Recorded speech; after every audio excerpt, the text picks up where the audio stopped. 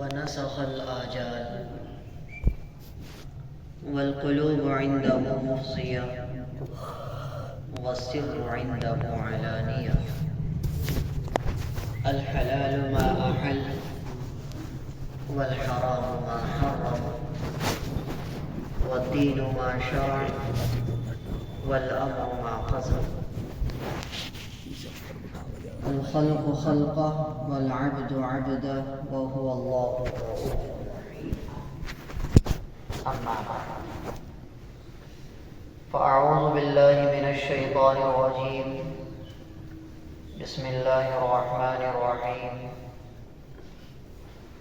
إن للمتقين مفازا حدائق وأعنابا وكواعب أترابا وكأسا دهاقا إلى آخر السورة. وقال النبي صلى الله تعالى عليه وسلم: خيركم من تعلم القرآن وعلمه، أو كما قال محمد صلى الله عليه وسلم. محترم بھائیو، عزیز ساتھیو، السلام علیکم ورحمۃ اللہ وبرکاتہ۔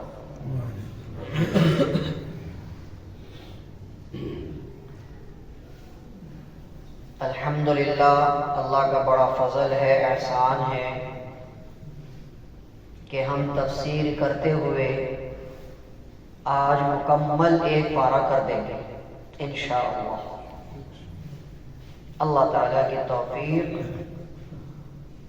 اور ہمدردی ساتھ میں رہی تو آج انشاءاللہ تعالیٰ ہم یہ ایک پارہ مکمل کر دیں گے انشاءاللہ۔ اس موقع پر خوشی محسوس ہونی چاہیے ہمیں کہ ہم نے تفسیر کو سنا، قرآن کریم کو سمجھا، اور آج ہمارا ایک پارہ مکمل۔ پچھلے ہفتے آپ حضرات کے سامنے جو تفسیر شروع کی گئی تھی، عما یتساءلون، اس سورت کی شروع کی گئی تھی، اور اگر آپ کو یاد ہو تو میں نے آپ کو بتایا تھا کہ اس سورت میں 40 آیتیں ہیں، اور یہ عما یتساءلون کی سورت مکے میں اتری ہے اور اس میں 2 رکوع ہیں۔ یہ میں نے آپ حضرات کو بتایا تھا، اور اس میں بہت ہی قیمتی باتیں اور بہت ہی اللہ رب العزت کی بیش بہا نعمتوں کا بیان کیا گیا تھا۔ جہنم کا ذکر، جہنمیوں کا ذکر بڑے درد بھرے انداز میں اس کو بیان کیا تھا۔ آخری آیت میں پڑھ دیتا ہوں تاکہ تھوڑا سا یاد آ جائے آپ کو کیا بات چل رہی تھی۔ فَذُوقُوا فَلَن نَّزِيدَكُمْ إِلَّا عَذَابًا۔ اللہ تعالیٰ فرما رہے ہیں کہ جب جہنمیوں کو جہنم میں ڈال دیا جائے گا تو یوں کہا جائے گا کہ عذاب کے علاوہ اب تمہیں کوئی چیز نہیں دی جائے گی، بس عذاب بڑھایا جائے گا، تمہارے لیے تکلیفیں بڑھائی جائیں گی، کوئی اور چیز نہیں بڑھائی جائے گی۔ فذوقوا، چکھو تم اس عذاب کو۔ دنیا میں جس کو تم ہلکا سمجھا کرتے تھے، غیر مسلم کا تو کیا ہی کہنا، مسلمانوں کو بھی یہ کہتے ہوئے سنا گیا، مولانا جو ہوگا دیکھیں گے۔ اللہ فرما رہے فذوقوا، چکھو اس عذاب کو، فلن نزیدکم الا عذابا، اب تمہیں کسی چیز میں ہم بڑھوتری نہیں کریں گے سوائے عذاب کے، بس عذاب بڑھتا رہے گا تمہارا، باقی کوئی چیز نہیں بڑھے گی۔ سورہ نساء میں پارہ نمبر 5 اللہ تعالیٰ فرما رہے کلما نضجت جلودہم بدلناہم جلودا، جب عذاب دینے کی وجہ سے اور آگ کے تیز ہونے کی وجہ سے لوگوں کی کھال جھلس کر ختم ہو جائے گی، پگھل جائے گی، بدلناہم جلودا، ہم انہیں نئی کھال پہنائیں گے تاکہ تکلیف زیادہ ہو۔ اب تو کوئی ڈرتا ہی نہیں، نہ جہنم کے عذاب سے، نہ قبر کے عذاب سے۔ لوگ جو ہے اس کو ایسا سمجھتے ہیں جیسے ہوائی فائرنگ باتیں ہو رہی ہیں۔ ایک دوسری جگہ اللہ تعالیٰ فرماتے ہیں हाज़ानि ख़स्मानि इख़्तसमू फ़ी रब्बिहिम फ़ल्लज़ीना कफ़रू क़ुत्तिअत लहुम सियाबुम मिन नार। उनको जहन्नम के कपड़े जो पहनाए जाएंगे वो आग के कपड़े होंगे। युसब्बु मिन फ़ौक़ि रुऊसिहिमुल हमीम, और उनके ऊपर खोलता हुआ गर्म पानी डाला जाएगा। वलहुम मक़ामिउ मिन हदीद, और उनके लिए लोहे का एक हथौड़ा होगा। कुल्लमा अरादू अन यख़रुजू मिन्हा मिन गम, जब जब वो किनारे पर आना चाहेंगे उईदू फ़ीहा, वो हथौड़ा सर में मारा जाएगा और दोबारा जहन्नम में फेंक दिया जाएगा। अल्लाह जहन्नम के अज़ाब से हम सभी की हिफाजत फरमाए और हम सबको डर अता फरमाए। अब जहां पर अल्लाह ताला ने जहन्नमियों का जिक्र किया, जहन्नम का जिक्र किया और बंदों को डराया, तो बंदा कहीं मायूस ना हो जाए कि यार मेरे तो बहुत गुनाह है, बस मेरे लिए तो शायद जन्नत है ही नहीं, तो बंदा कहीं मायूस ना हो जाए। तो अब अकल का तकाजा ये है कि जहाँ इतनी मायूस कुन खतरनाक तरीन बातें सुनाई गई हैं, तो अब ज़रा खुशी की बात भी हो जाए, कुछ इनामात की बातें भी हो जाएं कि जो लोग मानने वाले हैं उनके लिए मेरे पास क्या क्या है। अकल का तकाजा ये है। आगे अल्लाह ताला ने दूसरा रुकू यहाँ से शुरू होता है जो हमारा आज का सबक है। अल्लाह फरमा रहे इन्ना लिलमुत्तक़ीना मफ़ाज़ा। ये तो इससे पहले हमने गुनाहगारों का, जहन्नमियों का जिक्र किया तुम्हारे सामने, लेकिन तुम मायूस ना होना। अगर तुम हमारी बात मानोगे, हराम से बचोगे, तो तुम्हारे लिए क्या है, इन्ना लिलमुत्तक़ीना मफ़ाज़ा, बेशक तक़वा इख्तियार करने वालों के लिए बड़ी कामयाबी है। मुत्तक़ीन किसे कहते हैं? अल्लाह ताला ने कहा मुत्तक़ियों के लिए बड़ी कामयाबी है। मुत्तक़ी किसे कहते हैं? मुत्तक़ी आपकी ज़बान का लफ्ज़ है जिससे तक़वा बना है। कहते हैं ना भाई तक़वा इख्तियार करो, तो मुत्तक़ी कहते हैं तक़वा इख्तियार करने वालों को, और तक़वा कहते हैं हराम से बचने का नाम है तक़वा। छोटे मोटे गुनाह तो सबसे होते रहते हैं, हम सब इंसान हैं, आदम की औलाद हैं, हमारे ज़मीर में गुनाह भी है और नेकी भी है। लेकिन जो बंदा हराम से बच गया, ज्यादातर वो हराम से अपने आप को बचा लेता है। छोटे मोटे गुनाह तो होते रहते हैं, लेकिन हराम, मसलन झूठ बोलना हराम, जिना करना हराम, और सूद खाना हराम, बहन का हिस्सा खा जाना हराम, औलाद के दरमियान इंसाफ के साथ माल तकसीम न करना हराम, नमाज का छोड़ देना हराम, बहुत सारे हराम काम है, माँ बाप की नाफरमानी करना हराम। तो हराम से जो बंदा बच गया, औरत हो या मर्द, अल्लाह के यहाँ उसको कहते हैं मुत्तकी। और मुत्तकी के लिए क्या है, मफ़ाज़ा, बड़ी कामयाबियां हैं उसके लिए। इन्ना लिलमुत्तक़ीना मफ़ाज़ा। तो मेरे भाई, इससे हमें अल्लाह ताला ये बताना चाहते हैं, मेरे बंदे तक़वा इख्तियार कर।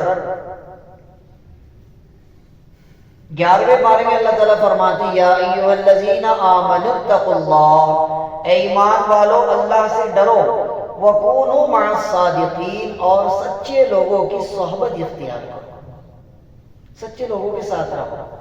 यानी इसमें ये इशारा दिया गया कि अगर तुम ये चाहते हो कि तुम्हारे अंदर सच्चाई पैदा हो जाए, तुम ये चाहते हो तुम्हारे अंदर तक़वा पैदा हो जाए, तो तुम तक़वे वालों के साथ वक्त गुजारो, तुम सच्चों के साथ वक्त लगाओ, इंशाअल्लाह तुम्हारे अंदर सच्चाई आ जाएगी, तुम्हारे अंदर तक़वा आ जाएगा। ये मतलब है ना इसका। सच्चों के साथ रहो क्या मतलब है? यानी अगर तुम सच्चे बनना चाहते हो तो सच्चों के साथ रहो, तक़वा इख्तियार करना चाहते हो तो तक़वे वालों के साथ रहो। और वो कौन है?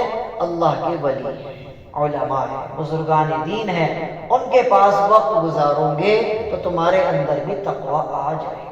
तक़वा किस चीज का नाम बताया भाई मैंने?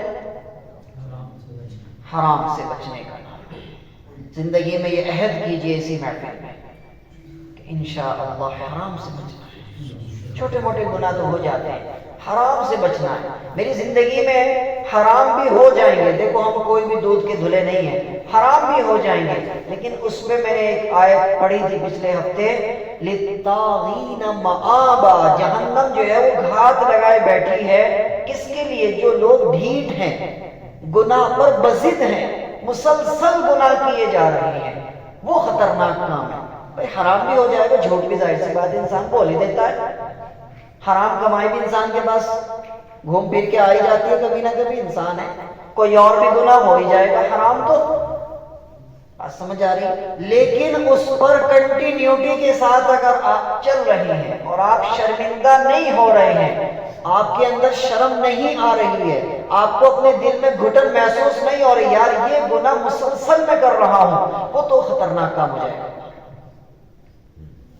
حرام کام ہو گیا، فوراً کیا کرنا ہے؟ صدقہ دو، 2 رکعت مسجد میں آ کر اللہ سے توبہ کرو، صلاۃ توبہ کی نماز پڑھو، صدقہ دو، کوئی بڑی نیکی کا کام کر لو تاکہ وہ حرام ختم ہو جائے، اس کا گناہ ختم ہو جائے۔ اللہ تعالیٰ فرماتے ہیں وَجَزَاءُ سَيِّئَةٍ سَيِّئَةٌ مِثْلُهَا فَمَنْ عَفَا وَأَصْلَحَ فَأَجْرُهُ عَلَى اللَّهِ۔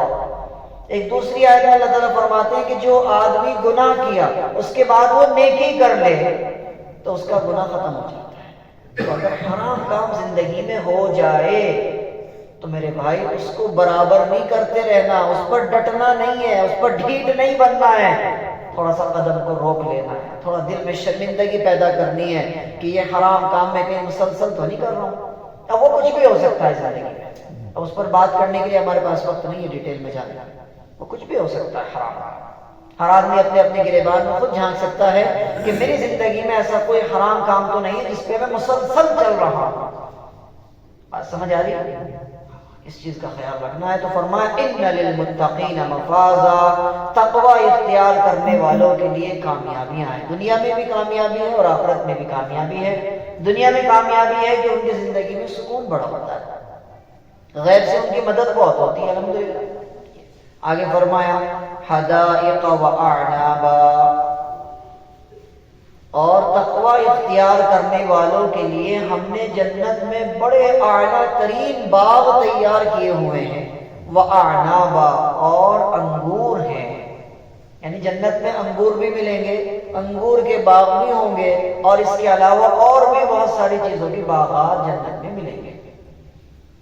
اب یہاں پر ایک سوال پیدا ہوتا ہے کہ بھئی اللہ تعالیٰ نے انگور کا ہی ذکر کیوں کیا، چکن کا کیوں نہیں کیا، چاؤمین کا کیوں نہیں کیا، یا پھر وہ جو ہتھیلی پہ رگڑی جا کیا بولتے ہیں اس کو، کھینے کا ذکر کیوں نہیں کیا؟ اللہ تعالیٰ نے انگور کا ذکر خاص طور سے کیا ہے، کیا مسئلہ ہے؟ یا بیڑی کا کر لیتے، کسی چیز کا ایسی کا کر لیتے، یا پھر عورتوں کی اگر ہم بات کریں تو میک اپ کا ذکر کر لیتے، کسی اور چیز کا ذکر کر لیتے، انگور کا ذکر کیا ہے۔ حدائق واعنابا، انگوروں کے باغ ہوں گے جنت میں ان لوگوں کے لیے جو تقوی اختیار کرنے والے ہیں۔ تو انگور ایک ایسی بہترین غذا ہے جس کے اندر اللہ تعالیٰ نے حیران کن فوائد رکھے ہیں، حیران کن۔ جب میں نے اس آیت کو پڑھا، میں مطالعہ کر رہا تھا، اسٹڈی کر رہا تھا، تو میں نے گوگل پہ سرچ کیا کہ انگور میں کیا کیا چیزیں ہمیں ملتی ہیں، تو اتنی لمبی لسٹ آئی میرے سامنے، وہ ساری تو مجھے یاد نہیں ہے، لیکن میں نے خاص چیزیں اس میں سے چنی جو میں آپ حضرات کو بتانے کے لیے یاد کی تھی۔ انگور میں پایا جاتا ہے فائبر۔ فائبر کہتے ہیں کہ آپ کی باڈی میں اگر فائبر کی مقدار برابر ہے تو آپ کو کبھی قبض نہیں ہونے کا۔ تو اس سے معلوم ہوتا ہے کہ قبض کے مریضوں کے لیے انگور بہترین چیز ہے کیونکہ اس میں فائبر پایا جاتا ہے۔ انگور میں پایا جاتا ہے اینٹی آکسیڈنٹ، یعنی بہت ساری بڑی بڑی بیماریوں سے لڑنے کے بیکٹیریاز اس کے اندر موجود ہوتے ہیں۔ اسی طریقے سے انگور کے اندر پایا جاتا ہے ایک اور وٹامن جو آپ کے دل کی دھڑکن کو نارمل رکھتا ہے۔ دل کی دھڑکن آپ کی نارمل رہے گی، دل میں جو شریانے ہیں ہمارے ان میں بلڈ نارمل طور پر چلے گا اگر آپ انگور کا استعمال کثرت سے کرتے ہیں۔ اسی طریقے سے اگر آپ 24 گھنٹے میں ایک مرتبہ 100 گرام انگور کا جوس پی لیتے ہیں تو آپ کسی بھی طرح کی تھکن اپنے جسم میں محسوس نہیں کریں گے۔ اسی طریقے سے انگور کے فوائد میں یہ بھی لکھا ہے کہ آنکھوں کے لیے بہترین نعمت ہے انگور۔ اگر آپ کالا والا انگور استعمال کرتے ہیں یا آپ افغانی انگور استعمال کرتے ہیں تو آپ کی آنکھوں کی بینائی واپس آنی شروع ہو جائے گی۔ کتاب میں لکھا تھا کہ جو جو آپ کی عمر بڑھتی ہے تو آنکھیں بھی کمزور ہوتی ہیں۔ اگر آپ انگور کو شوق سے استعمال کرتے ہیں، خاص طور سے افغانی انگور آپ نے 3-4 قسم کا دیکھا ہوگا۔ ایک تو یہ ہمارا ہرا سا رہتا ہے، ایک بالکل کالے کلر کا رہتا ہے، ایک ہوتا ہے براؤن سے کلر کا دیکھا ہوگا آپ نے رکھا ہوا، ذرا مہنگا ہوتا ہے، میرے خیال سے 200-250 روپے کلو کتنا ہوتا ہوگا، اسے افغانی انگور بولتے ہیں۔ تو اس کے بڑے فوائد لکھے ہیں، تو اگر آپ پابندی سے استعمال کرتے ہیں تو انشاءاللہ تعالی آپ کی آنکھیں بالکل ٹھیک رہیں گی۔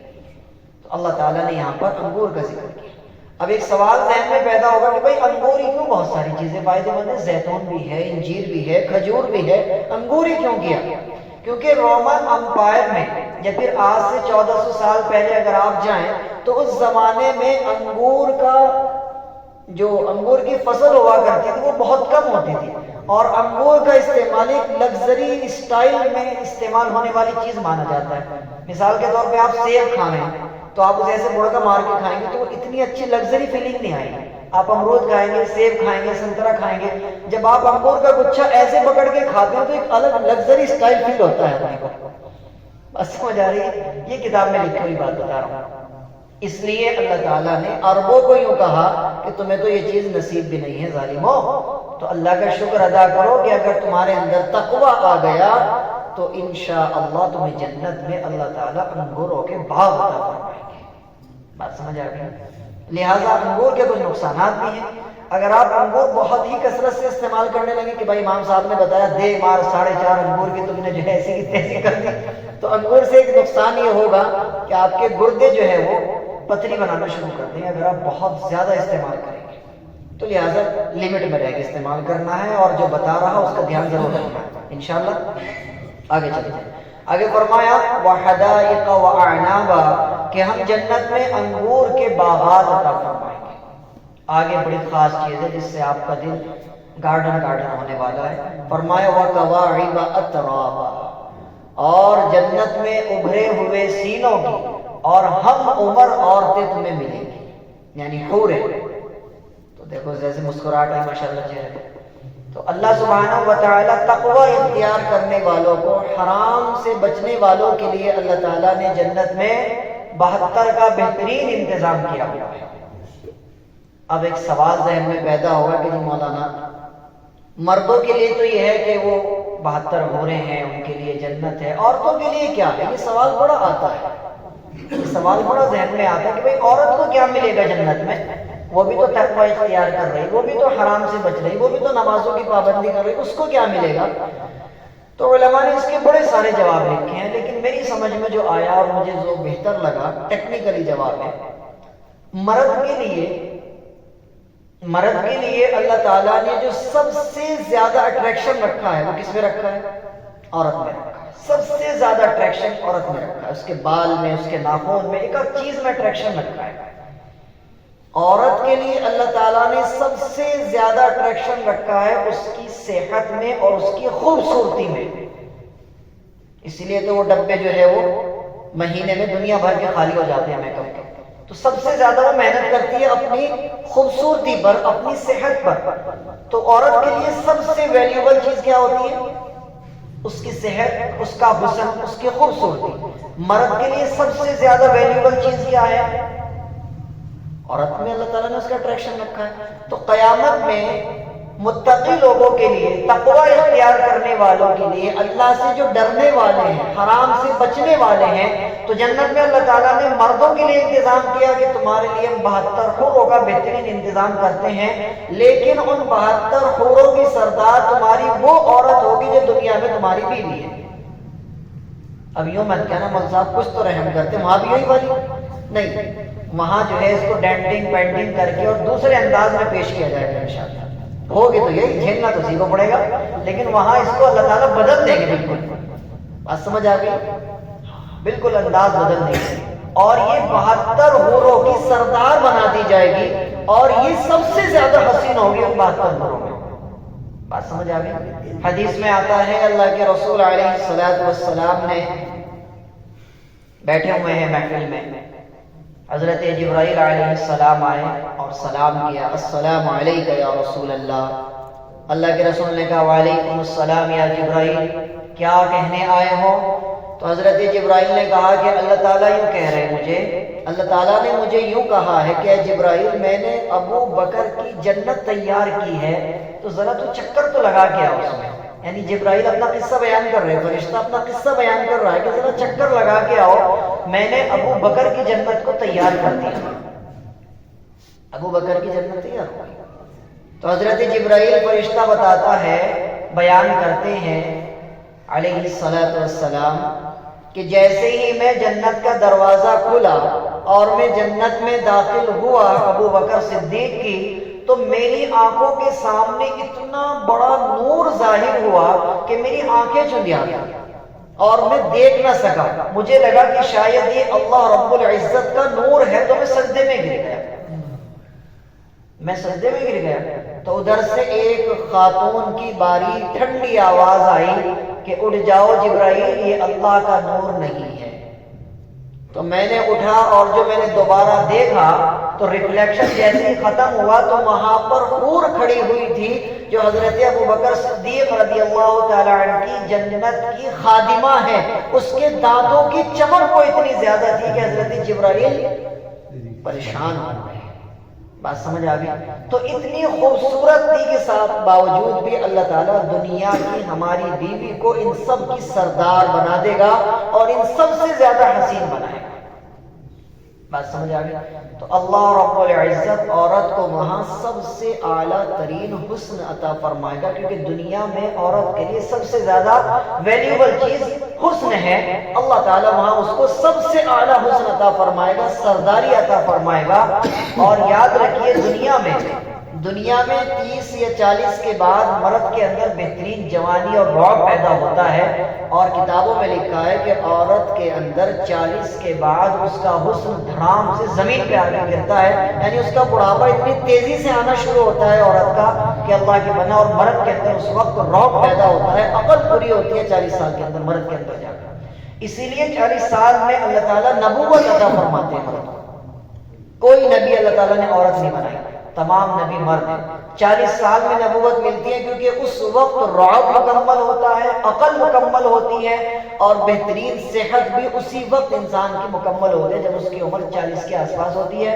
اور عورت کی جو صحت اور اس کی خوبصورتی اور اس کا حسن جو شباب پر آتا ہے، وہ بالغ ہونے کے بعد سے شروع ہوتا ہے اور 40 تک رہتا ہے، اس کے بعد دھڑام سے زمین پہ گرتا ہے، اور پھر جو جھریاں پڑنی شروع ہوتی ہیں، کتنا ہی میک اپ کر لے وہ چھپا نہیں سکتی۔ تو اللہ تعالیٰ جنت میں عورت کو حسن عطا فرمائیں گے اور مرد کو 72 حوریں عطا فرمائیں گے، اور ان کا سردار کس کو بنا دیا جائے گا؟ اسی والی کو بنائیں گے۔ دیکھو بھائی یہ تو کرنا پڑے گا، اسی کو وہاں پر بھی ہمیں کہنا پڑے گا قبول ہے۔ اللہ تعالیٰ نے ہمیشہ کا معاملہ ساتھ رکھا۔ آگے فرمایا وَكَوَاعِبَ تَرَابًا وَكَأْسًا دِهَاقًا، آگے فرمایا وَكَأْسًا دِهَاقًا، اور چھلکتے ہوئے جام جنتیوں کو عطا کیے جائیں گے۔ چھلکتے ہوئے جام، جنت میں جو شراب پلائی جائے گی میرے بھائی، وہ پاکیزہ شراب ہوگی۔ کیسی ہوگی؟ یہ صرف انہی لوگوں کو پلائی جائے گی جنہوں نے دنیا میں کوئی حرام چیز نہیں پی ہے، حرام چیز سے انہوں نے اپنے آپ کو بچا کے رکھا ہے۔ جنت میں ان کو پاکیزہ شراب ہوگی، شراباً طہورا، پاک شراب۔ کیسی ہوگی؟ فرمایا کہ اس شراب کو پینے کے بعد نہ تو چکر آئیں گے اور نہ سر چکرائے گا اور نہ آدمی بک بک کرتا پھرے گا، بالکل پاکیزہ شراب، بس ایک سر اس کو محسوس ہوگا، اور جنت کی شراب اتنی پاکیزہ ہوگی۔ تو یہ فرمایا وَكَأْسًا دِهَاقًا، جنت میں مرد ہوں یا عورت جو بھی متقی ہوں گے ان کو کیا ملے گا؟ چھلکتا ہوا جام ملے گا۔ آگے فرمایا لا يسمعون فيها لغوا ولا كذابا، اور جنت میں نہ کوئی فضول بات سنیں گے اور نہ کوئی جھوٹ بات سنیں گے۔ کوئی جھوٹ بات نہیں ہوگی جنت میں، اور نہ ہی کوئی فضول بات ہوگی، بکواس کوئی نہیں ہونے کی۔ الا قیلا سلاما سلاما، جنت میں سب سے زیادہ جو سننے کو ملے گا وہ ملے گا سلام سلام سلام، یہ جنتیوں کی زبان پر ہوگا، اس کے علاوہ کوئی فضول بات نہیں ہوگی۔ اب ایک سوال پیدا ہوتا ہے کہ کذابا، کوئی جھوٹ بات نہیں ملنے کی، اللہ تعالیٰ نے اس کو خاص فوکس کیوں کیا یہاں پر؟ اس میں علماء نے ایک بات لکھی ہے بڑی گہری، لکھا ہے کہ جو آدمی تقوی اختیار کر رہا ہے، حرام سے بچ رہا ہے، حلال کی پابندی کر رہا ہے، اللہ کا دین لوگوں تک پہنچانے کی محنت کر رہا ہے، تو لوگ اس کو جھوٹا بھی کہیں گے، بے وقوف بھی کہیں گے، پاگل بھی کہیں گے، نہ جانے اس کو کیسی کیسی باتیں سننے کو ملتی ہیں دنیا میں۔ جو آدمی سادہ زندگی گزار رہا ہے لوگ اس کو واقعی بے وقوف کہتے ہیں۔ اللہ تعالیٰ نے اس بندے کو تسلی دی ہے، اس کی کمر پہ ہاتھ پھیرا ہے، لا يسمعون فیہا لغوا ولا کذابا، وہاں تو بیکار بات نہیں سننے کا، اور نہ ہی کوئی دنیا میں جس طرح تو جھوٹی باتیں سنتا تھا وہاں کوئی بیکار اور فضول اور جھوٹی بات تجھے سننے کو نہیں ملے گی۔ یہاں تو نے صبر کیا، وہاں تجھے اس کا بدل ملے گا۔ جزاء من ربک عطاء حسابا، یہ تمہارے رب کے طرف سے بہترین پورا پورا اور بڑھا چڑھا کر تمہیں انعام دیا جائے گا، کیونکہ تم نے دنیا میں اپنے آپ کو حرام سے بچا لیا تھا۔ بات سمجھ آ رہی ہے؟ اللہ تعالیٰ یہ تمام چیزیں عطا فرمائیں گے، اور کون ہے؟ فرمایا رب السماوات والارض، یہ پورا پورا بدلہ دینے والا کون ہے؟ یہ آسمان اور زمین کا رب ہے۔ وما بینہما، اور جو کچھ آسمان اور زمین کے بیچ میں، یہ سب کا رب ہے۔ الرحمن، انتہائی مہربان۔ لا یملکون منہ خطابا، اور کسی کی مجال نہیں ہے کہ قیامت کے دن اللہ تعالیٰ سے بات کر سکے یا کسی کی سفارش کر سکے، کسی کی سفارش کر سکے۔ اس کے بارے میں آپ کو اگلی آیت میں بتاؤں گا۔ یوم یقوم الروح والملائکۃ صفا، اور جس دن حضرت جبرائیل علیہ السلام اور تمام فرشتے صف میں ایک جگہ کھڑے ہوں گے، تمام فرشتے سب بسب کھڑے ہوں گے لائن میں۔ لا يتکلمون الا من اذن له الرحمن، اور کسی کی مجال نہیں ہے، کسی کی ہمت نہیں ہوگی کہ رحمان سے بات کر سکے، سفارش کر سکے، کسی کے بارے میں کہہ سکے کہ اس کو معاف کر کے جنت میں بھیج دو، یہ میرا مرید تھا، میں اس کا شیخ تھا۔ کوئی کسی کی سفارش نہیں کرے گا۔ یہ ان لوگوں کے منہ پر ایک زوردار تھپڑ ہے جو یوں کہتے ہیں کہ ہمیں ہمارے شیخ بچا لیں گے، ہمارے شیخ تو بہت پہنچے ہوئے ہیں۔ نہیں نہیں نہیں نہیں، کوئی کسی کو نہیں بچا سکتا۔ جیسا کیا ہے ویسا تو جواب دینا پڑے گا۔ اللہ اپنا فضل فرما دے تو بات ایک الگ ہے، اللہ کو کوئی ادا پسند آ جائے تو بات ایک الگ ہے۔ اللہ نقطۂ نواز ہے، اللہ تعالیٰ نے کسی بات کو پکڑ لیا، کسی بات کو دیکھ کر خوش ہو گیا، کہا جاؤ جنت میں، تو بات ایک میرے بھائی الگ ہے۔ نہیں تو یہ بات ذہنوں میں بٹھا لینا کہ میرے شیخ اتنے اونچے ہیں، میرے پیر اتنے بڑے ہیں، میرے استاد اتنے بڑے ہیں، میں تو ان کا پلہ پکڑ لوں گا، میں تو حضرت جی کا پلہ پکڑ لوں گا۔ بھائی حضرت جی وہاں خود لائن میں لگے ہوئے ہوں گے، اے بھائی حضرت جبرائیل جیسا فرشتہ، تمام فرشتے بھی وہاں لائن میں ہوں گے، اور بڑے بڑے قطب اور ابدال اور اولیاء اللہ بھی وہاں لائن میں لگے ہوں گے۔ تو بھائی تیرے حضرت کہاں پوچھے جا رہے، تیرے بابا کہاں پوچھے جا رہے؟ الحمدللہ ہمارے یہاں تو یہ چیز ہے، بابا والا سیٹ اپ ہمارے یہاں نہیں ہے، یہ تو ادھر ملتا ہے۔ کہاں؟ جہاں ہری پگڑی ملتی ہے تو وہاں ملتا ہے، تو اللہ کا شکر ہے ہمارے یہاں یہ والا سیٹ اپ نہیں ہے، بابا والا شیخ والا تو یہ تو ہمارے یہاں بہت کم ہے۔ لیکن ہمیں اس بات کو اپنے ذہنوں سے نکالنا ہے، اگر ذرہ برابر بھی ہے کہ مجھے فلانا بچا لے گا، نہ کوئی کسی کو نہیں بچا پائے گا میرے بھائی۔ جیسا آپ کریں گے آپ کو اس کا جواب کل قیامت میں دینا پڑے گا۔ الا من زن له الرحمن وقال ثوابا ذلك اليوم الحق، آگے فرمائے یہ بالکل سچا دن ہے، یعنی قیامت کا دن، حساب و کتاب کا دن بالکل سچا ہے، اس کے بارے میں تمہیں شک نہیں ہونا چاہیے۔ قیامت آئے گی، آ کر رہے گی، اس کو کوئی نہیں روک سکتا، قیامت آئے گی۔ آگے فرمایا فمن شاء اتخذ الى ربه مآبا، تم میں سے جو آدمی چاہے اپنے رب کا راستہ پکڑ لے، اختیار کر لے، اسی میں اس کی بھلائی ہے۔ انا انذرناکم عذابا قریبا، بے شک ہم نے تمہیں ڈرا دیا ایک ایسے عذاب سے جو تمہارے بہت قریب ہے۔ کیونکہ قیامت کیا چیز ہے میرے بھائی؟ قیامت وہ تو آئے گی جب آئے گی۔ حدیث میں آتا ہے، اللہ کے رسول علیہ السلام نے فرمایا، بخاری مسلم کی حدیث ہے، کہ جب انسان کی روح نکلتی ہے تو اس کی قیامت وہیں سے شروع ہو گئی۔ جب انسان کی روح نکلتی ہے نا، قیامت وہیں سے شروع ہو گئی۔ تو فرمایا انا انذرناکم عذابا قریبا، ہم تمہیں ایک ایسے عذاب سے ڈرا رہے جو بہت قریب ہے تمہارے۔ یوم ینظر المرء ما قدمت یدا، سونے والے بھی آنکھیں کھول لے بھائی، بڑی اہم بات ہو رہی ہے، جگہ دو۔ فرمایا یوم ینظر المرء ما قدمت یدہ، جس دن انسان دیکھے گا کہ اس نے آگے کیا بھیجا ہے۔ انسان کو دکھایا جائے گا نا، ایک بڑی ڈسپلے پر انسان کے نامہ اعمال اگر اس کو شو کیا جائے، دیکھ بھائی تو نے فلاں جگہ یہ کام کیا تھا، فلاں جگہ یہ ہیرا پھیری کی تھی، تو نے یہ گناہ کیا، تو نے یہ گناہ کیا، اگر بڑی ڈسپلے پر دکھا جائے تو انسان کو کتنی شرمندگی ہو۔ یوم ینظر المرء، یہ آخری آیت چل رہی ہے، یوم ینظر المرء ما قدمت یداہ، جس دن انسان کو دکھایا جائے گا وہ تمام کام جو اس نے آگے بھیجے ہیں۔ ہم نے نماز پڑھی ہے، یہ ہم نے آگے بھیج دی، گناہ کوئی کیا تھا آج وہ بھی آگے چلا گیا، اگر ہم توبہ کر لیں تو باتیں کر لیں تو کیا ہوگا بھائی؟ وَيَقُولُ الْكَافِرُ يَا لَيْتَنِي كُنْتُ تُرَابًا، اور کافر یوں کہے گا اے کاش کہ میں مٹی ہو جاؤں، کیونکہ وہ انصاف کا دن ایسا دن ہوگا قیامت کا کہ اگر ایک بکری ایسی ہے جس کا سینگ ہے اور ایک ایسی ہے جس کا سینگ نہیں ہے، اگر سینگ والی نے بغیر سینگ والی کو ٹھوکر ماری، ٹکر ماری، چوٹ پہنچائی، اللہ تعالیٰ اس کو سینگ عطا فرمائیں گے اور اس کو بدلہ دلوائیں گے، اور اس کے بعد جب تمام جانوروں کو اس طریقے سے بدلہ دلوا دیا جائے گا، اللہ تعالیٰ فرمائیں گے کہ تم تمام جانور مٹی ہو جاؤ، کیونکہ جانور تو جنت میں نہیں جائیں گے، تمام جانور مٹی ہو جاؤ، ختم۔ تو وہاں پر یہ جو کافر ہیں یہ کہیں گے یا لیتنی، اے کاش ہم بھی مٹی ہو جائیں، اے کاش۔ اے کاش کو ذرا سا سمجھیں آپ، کاش کسے کہتے ہیں؟ کاش کی مثال میں آپ کو کیسے سمجھاؤں؟ کاش میں بہت کچھ چھپا ہوتا ہے۔ مثال کے طور پہ آپ کا بھائی ہے، بڑا یا چھوٹا، وہ اپنا بچہ آپ کو تھما دیتا ہے، بھائی ذرا میں جا رہا ہوں، میرے بچے کا دھیان رکھنا، ٹھیک ہے؟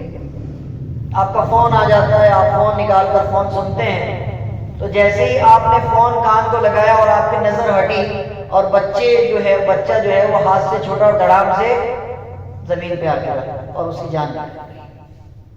مثال کے طور پر کہہ رہا ہوں، ایک مثال دے رہا ہوں، آپ چھت پر کھڑے ہوئے ہیں، آپ کا بھائی آپ کو بچہ تھما دیا یا آپ کی بیوی نے آپ کو بچہ تھما دیا اور کہا ذرا اس کو سنبھالو، اور آپ کا فون آ گیا یا آپ کسی دوسرے کام میں، دوسری بات پہ دوسری طرف متوجہ ہو گئے اور بچہ جو ہے وہ دھڑام سے گرا اور نیچے جا کر کے زمین پہ گرا اور فوراً مر گیا۔ اب آپ کہیں گے کاش میں فون نہ اٹھاتا، اے کاش میں نظر نہ ہٹاتا، اے کاش آج میں اٹھتا ہی نہ بستر سے، اے کاش میں پڑا ہی سوتا رہتا، اے کاش میں چھت پہ ہی نہ آتا، اے کاش اگر میں یوں کر لیتا تو یہ زندہ ہوتا آج، اے کاش اگر میں یوں کر لیتا تو اس کی جان موجود ہوتی۔ یہ لفظ کاش پھر کوئی معنی نہیں رکھے گا میرے بھائی، کیونکہ جان تو نکل چکی ہے۔ اس وقت مسلمان ہو یا غیر مسلم ہو یہ کہے گا اے کاش ہم اور نیکیاں کر لیتے، اے کاش ہم حرام کام کو چھوڑ دیتے، اے کاش ہم نمازوں کی پابندی کرتے، اے کاش ہم نے کسی کو دھوکہ دیا ہم نہ دیتے، اے کاش ہم اپنی بہنوں کا جائیداد میں سے حصہ نہ کھاتے، اے کاش ہم جو ہے یہ حرام کام نہ کرتے۔ تو اس وقت کاش کچھ بھی کام نہیں آئے گا، کیونکہ اس وقت قیامت آ چکی ہوگی۔ بات سمجھ آ رہی ہے؟ تو میرے بھائی نیت کرو کہ حرام کام زندگی میں نہیں رکھنا ہے، حرام کام سے بچنا ہے، حرام سے بچنا ہے۔ انشاءاللہ اللہ مجھے بھی اور آپ کو بھی خوب عمل کی توفیق عطا فرمائے۔ یہ آج ہماری الحمدللہ عامہ تسالم بھی پوری ہو گئی۔ اب اگلے ہفتے انشاءاللہ تعالی جو ہے وہ دوسرا پارہ شروع کریں گے۔ آپ حضرات بتاؤ 29واں پارہ شروع کریں یا الف لام میم کا شروع کریں؟ آپ کی کیا رائے ہے؟ آپ کی رائے لینے کی ضروری ہے، بتاؤ۔ الف لام میم سے زیادہ بہتر رہے گا یا پھر 29واں پارہ شروع کریں؟ اپنی اپنی رائے دے دیں، بولتے ہیں جی۔ اچھا اور بتاؤ، الف لام میم سے شروع رہے انشاءاللہ، الف لام میم۔ اچھا چلو، منشی جی کی رائے 29ویں کی ہے۔ اچھا چلو خیر۔ سورہ بقرہ اگر شروع ہو جائے تو اس میں ہمارے بھائی بھی بہت سارے ایسے بیٹھے ہوں گے، ہماری بہنیں جو سن رہی ہیں وہ بھی ایسی ہوں گی جو جادو اور جنات کے معاملے میں اپنے آپ کو ہر وقت پھنسا ہوا سمجھتے ہیں کہ ہم اس میں پھنسے ہوئے ہیں، ہمارے اوپر یہ ہے، ہمارے اوپر یہ ہے، تو سورہ بقرہ کے بارے میں حدیث میں بڑی فضیلت آئی ہے کہ وہ جادو کا کاٹ ہے، جنات کی کاٹ ہے، اور اس میں بہت ساری چیزیں ہیں۔ بقرہ کے معنی آتے ہیں گائے۔ سورہ بقرہ یہ پوری سورت جو ہے اس میں بہت ساری چیزیں ہیں، تو اس کا نام رکھا گیا بقرہ اس سورت کا۔ اس میں سب سے مین واقعہ جو بیان کیا گیا وہ گائے کا بیان کیا گیا ہے، تو بہت ساری اہم چیزیں ہیں اس میں۔ تو اگر آپ حضرات کی کیا بولتے ہیں اسے میجورٹی جو ہے وہ سورہ بقرہ پہ ہے تو سورہ بقرہ شروع کر دیں گے۔ اور بتاؤ گے؟ چلو خیر، میں انشاءاللہ اس بارے میں استخارہ کر لوں گا، ہے جی، امی سے مشورہ کر لوں گا کہ ٹھیک رہے گی بات، تو جیسا بھی ہوگا انشاءاللہ کر لیں گے، خیر جس میں آپ حضرات کے لیے خیر ہو وہ دیکھ لیں گے انشاءاللہ۔ تو اس صورت کے تعلق سے چند باتیں میں اور لکھ کر لاتا ہوں، آپ حضرات کو یاد ہوگا۔ پچھلے ہفتے میں نے آپ کو بتایا تھا کہ اگر کوئی آدمی ایسا ہے کہ وہ کسی کے یہاں نوکری کرتا ہے، کام کرتا ہے، اور اس کا مالک اس کو عزت نہیں دیتا، بیتوں سے بات کرتا ہے، گالی نکالتا ہے یا کچھ اور کرتا ہے، تو ایسے آدمی کے لیے بہترین علاج یہ ہے کہ اس سورت کو پڑھ کر اپنے ہاتھوں پہ دم کر کے پورے جسم پہ پھیر لیا کرے اور اس کے بعد کام پہ جایا کرے، تو انشاءاللہ تعالیٰ جو آدمی بھی اس کو ملے گا اس کی عزت کرے گا۔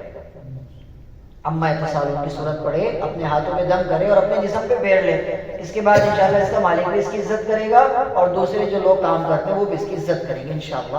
یہ علماء نے اس کی فضیلت لکھی ہے۔ دوسری بات، کسی کی آنکھیں دن بدن کمزور ہو رہی ہیں، جیسا کہ اس میں نے بتایا آنکھوں کا ذکر ہے، انگور کا ذکر ہے، تو اس لیے علماء نے لکھا ہے کسی کی آنکھیں دن بدن کمزور ہو رہی ہیں تو عصر کی نماز کے بعد اما یتساءلون کی صورت کو 3 مرتبہ پڑھیں اور پانی پر دم کر لیں یا عرق گلاب پر دم کر لیں یا سرمے پر دم کر لیں اور 3 سلائی لگائیں آنکھوں میں، انشاءاللہ بہترین آپ کی آنکھوں کو شفا ملے گی۔ اگر آپ کی آنکھوں میں موتیا بھی ہے انشاءاللہ اس سے بھی شفا ہو جائے گی، بس یقین آپ کا ہونا چاہیے۔ یہ علماء کے تجربے ہوتے ہیں، بات سمجھ آ گئی؟ سرمے پہ دم کر کے رکھ لو، روز پڑھتے رہو اور پھونک مارتے رہو اور وہی سرمہ استعمال کرتے رہو، ٹھیک ہے؟ عرق گلاب پہ دم کر لو، اس میں سلائی بھگوئی اور لگا لی، بس اس طریقے سے آپ استعمال کر سکتے ہیں۔ اسی طریقے سے اگر کوئی آدمی روزی کے معاملے میں ذرا پریشان ہے، رزق نہیں مل پا رہا، ضرورتیں پوری نہیں ہو پا رہی ہیں، تو عصر کی نماز کے بعد روز 1 مرتبہ اما یتساءلون کی صورت پڑھ لیں۔ عصر کی نماز کے بعد روز 1 مرتبہ اما یتساءلون کی صورت پڑھ لیں، ٹھیک ہے بھائی انشاءاللہ۔